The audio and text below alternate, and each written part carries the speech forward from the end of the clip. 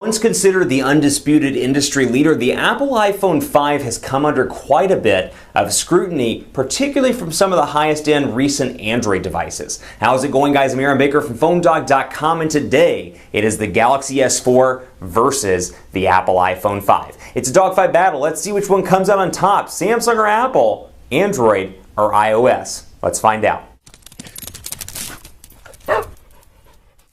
They may be battling it out in the courtroom, but here it's just a good old-fashioned dogfight battle between two industry heavyweights, the Samsung Galaxy S4 and the Apple iPhone 5. Once the undisputed leader in the mobile space, Apple's coming under quite a bit of scrutiny right now because they haven't revolutionized the design and iOS looks boring and etc. etc. You take your pick as to which one you want to go with, but it's just boring and it looks old and the design's old and they need to innovate. That's what everybody seems to be saying. Galaxy S4 over here, arguably an evolutionary update from the Galaxy S3, but still packed to the gills with software features that many consider to be awesome and better in a lot of ways, not only from Android, but just from Samsung itself, than the iPhone 5. Before I get too far into the dogfight, special thanks to our partners at Best Buy Mobile because they give us Galaxy S4s and iPhone 5s. I actually have some on our order for next month that we're just going to turn around and give to you for free at instantwin.phonedog.com. When you go into Best Buy Mobile, you'll walk out working regardless of which one of these two phones you get. They'll make sure you're walking out with your email set up, your web set up. You're going to be good to go at Best Buy Mobile. So let's do a quick rundown of tech specs here because they're a little bit different thanks to the fact that they have different OSs. Samsung Galaxy S4 available now at AT&T, Sprint, Verizon, T-Mobile, US Cellular, and a couple of other prepaid carriers. Pricing slightly varies, but there's a 16 gigabyte version which is available in most stores, and this one is the 16 gigabyte version. Specs-wise, you are looking at a 1.9 gigahertz quad-core Snapdragon 600 CPU, a 5-inch 1080p HD display, a 13 megapixel camera on the back with 1080p HD recording, 2,600 milliamp hour removable battery in this, 4G LTE connectivity, Android 4.2.2 as you can see with TouchWiz here, as evident by the Phone Dog is the best lock screen, and then you can see that the lock screen obviously is a little bit different here. It is the Android 4.2 look and feel, and you can of course add widgets to each side if you so desire. That's the Galaxy S4. Apple iPhone 5 available at T-Mobile now, Verizon, AT&T, Sprint, and a lot of other prepaid carriers as well. And specs-wise, you're looking at a 4-inch display here, 640 by 1,136 pixels. So Retina display, as you can see right here, and that's what they market it as. A Retina display, although not 1080p, still got a lot of darn pixels, 16.7 million pixels to be exact. This is the 32 gigabyte version. It comes in white and black, as does the Samsung Galaxy S4. 8 megapixel camera on the back, 4G LTE connectivity, a little bit smaller as well, 4 inches, which a lot of people are calling too small now in comparison to the 5 inches on the Galaxy S4. But then there's another crowd of people that are calling for smaller devices. So like anything else in this world, everybody has an opinion about every size and every feature and everything, but you know what? That's good. That's what dogfights are for, right?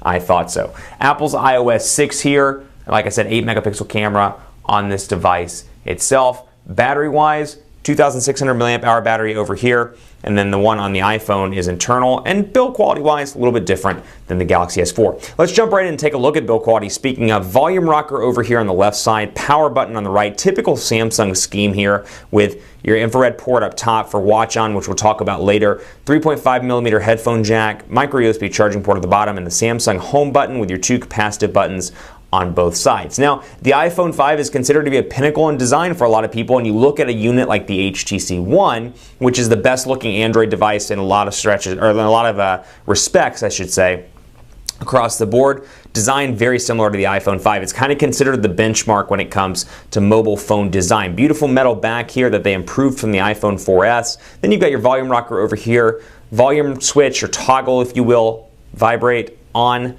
power button up top. Nothing over here with the exception of your nano SIM card slot, and then camera on the back. This is again is the white version. You got your lightning port down at the bottom, 3.5 millimeter headphone jack, and of course your speakers down there as well. So kind of weird going back to iOS because we've been working with so many Android devices and even Windows Phone 8 in the past, and now that BlackBerry is making a comeback, we've been working with it. But there are some distinct benefits to Apple's iOS operating system. One of the biggest ones is ecosystem. They are kind of the pioneers of the ecosystem. Even though Android has done a huge job in the past couple of years, iOS kind of considered or remains to be that play in the ecosystem department. With iTunes integration, you got iTunes Sync across the board. So if you download something on iTunes on your computer, computer, it auto syncs over on this device as well. Now that's not to say there aren't other alternatives to Android devices or Windows Phone 8 devices or BlackBerry devices, but out of the gate it's a great one-stop shop solution over there. No carrier installed applications on this. What you do get on the Galaxy S4, at least the AT&T version, you get the typical drive mode, family map, and then over here you get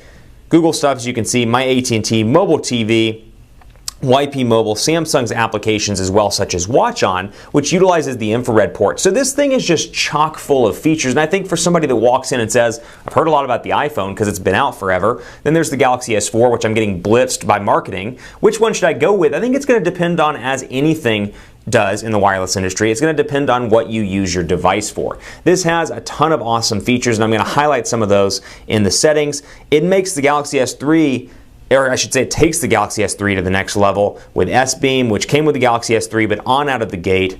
And then my device over here, as you can see, AirView. So this thing is chock full of features that include motions and gestures, and it takes it to the next level from the Galaxy S3. It's things like air gesture, motion, palm motion, where I can come in here, for example, I can touch the screen with my hand. Air gesture, I can make gestures above the sensor here, such as scrolling down on a web page. Motion, putting the device to your ear to call a contact. We saw that in the Galaxy S3 as well, where I'd be in a text message, for example, and put it up to my ear and it would auto dial. But you've got a wealth of features. Now, it comes at a cost, which we'll talk about a little bit later, and that is it takes up a ton of the internal storage, meaning you're probably going to have to get a micro SD card if you want to do games or anything like that, because actually with the software update that came out in Germany, hopefully we'll see it on the US version soon, you'll be able to throw your apps over to the SD card as well. Right now, it's just music, documents, things like that. But we'll go back here. AirView, for example, information preview. So when I'm in the gallery, for example, if I take a bunch of pictures, I can hover over those, much like the Galaxy Note 2, and take a look at the preview of the picture without actually opening the picture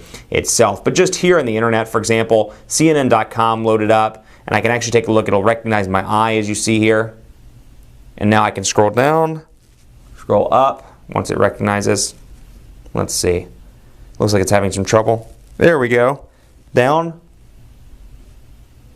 up, down, and I can scroll it by controlling it with my eyes, which is super cool. So a lot of awesome features on this device. Some may find those gimmicky, but at the very least, the specs on this device are fantastic. 5-inch display, great for a lot of people. Now, this is still great in a lot of ways because it's one of the few high-end 4-inch devices out there when you really think about it.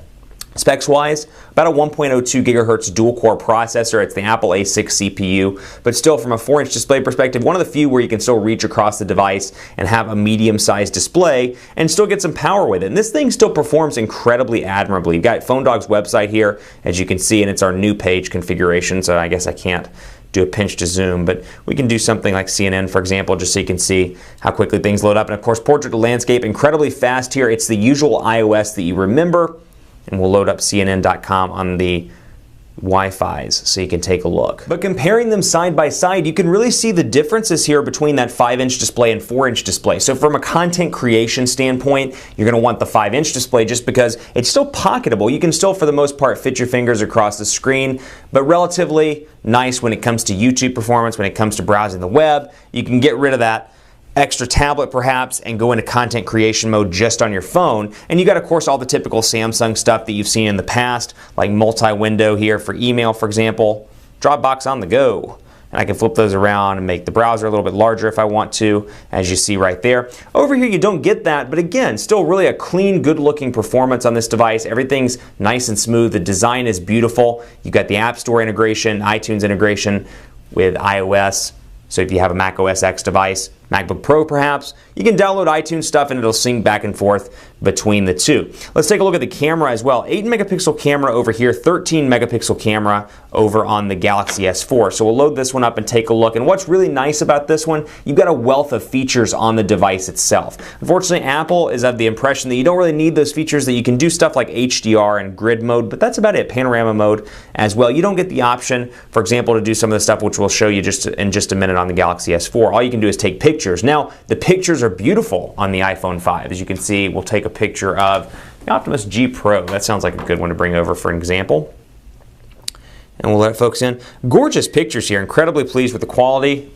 Looks great all around, pinch to zoom, nice and responsive, but again, it's the typical iOS look and feel. You can see it's nice and responsive. Whereas over here, you can do a couple of different things with the mode. It's brought the Galaxy camera look and feel over to the Galaxy S4. You've got night mode, sports mode, panorama mode, eraser, which is one of my favorites, where if you're in a busy street corner or perhaps a restaurant, you're taking a picture and there's somebody behind, you can erase that person from the picture. Then, of course, HDR, animated photo, which is nice. If somebody's riding a bike or scaling a mountain, you can take an animated photo from the Galaxy S4 as well. Not to mention, you've got the ability to do the dual camera shot, which is cool. As you can see right here, I can take it using the front-facing camera, and I can expand this out. So if perhaps I'm at a political rally or a concert and I want a picture with Lady Gaga, well, I can do it like this. Let's pretend Lady Gaga is the Optimus G Pro, and I can say, hey, it's Lady Gaga. Oh my gosh, oh my goodness.